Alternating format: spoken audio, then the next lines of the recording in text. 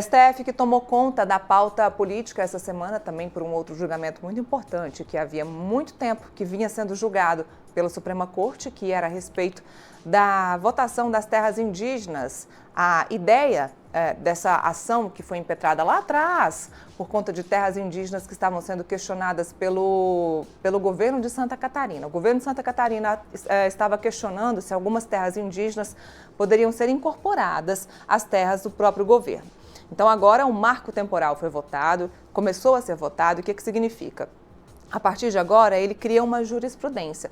Todo o assunto que for sobre terra indígena, sobre demarcação de terras indígenas, vai ser votado, vai ser julgado a respeito, seguindo os parâmetros dessa decisão que foi tomada então pelo Supremo Tribunal Federal, que derrubou o marco temporal. O que significa a tese do marco temporal? Que é uma tese que foi criada por ruralistas.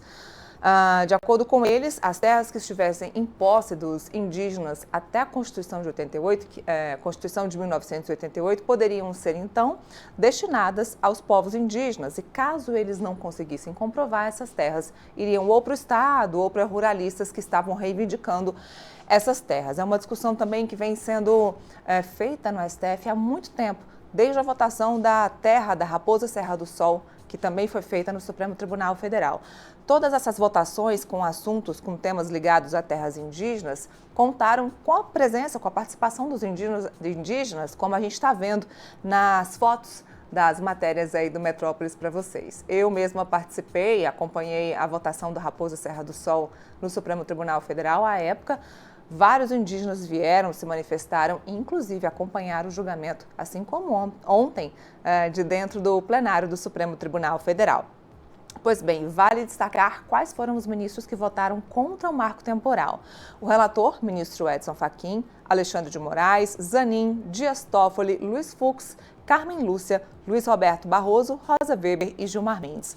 Votaram a favor os ministros André Mendonça e Nunes Marques, e isso faz todo sentido, porque André Mendonça e Nunes Marques foram os dois ministros do STF indicados pelo ex-presidente Jair Bolsonaro. Os dois altamente ligados à extrema-direita e também à área ruralista do país. Concomitantemente a essa votação do marco temporal no Supremo Tribunal Federal, o Congresso Nacional também vem discutindo esse assunto. Esse tema que está sendo discutido na Comissão de Constituição e Justiça do Senado teve a sua votação adiada, a sua apreciação adiada nessa semana para a semana que vem.